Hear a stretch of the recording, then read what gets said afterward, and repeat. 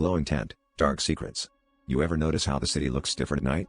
I deliver food after dark, because the tips are better and the streets are quieter. But last week, around 2 a.m., I got an order that wasn't on my usual route.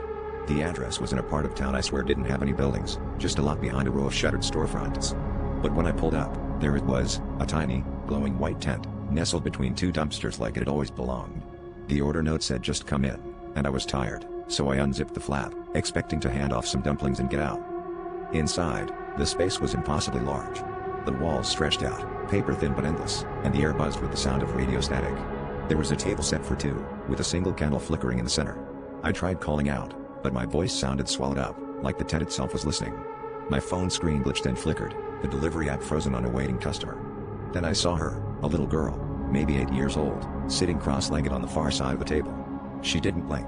She just pointed at the seat across from her and smiled, lips too wide. She asked me to play a game, just for a minute, she whispered, or until the candle goes out. I hesitated, but my legs moved on their own. We played a strange version of tic-tac-toe, but every time I lost, the buzzing grew louder, filling my head with voices I couldn't understand. The candle guttered, shadows stretching long and thin. I realized I wasn't alone. Behind the girl, dozens of faces pressed against the tent walls, silent, watching. They looked familiar, somehow like people I'd seen on my late-night rounds, eyes vacant, mouths open in silent screams. The candle finally died, plunging the tent into darkness.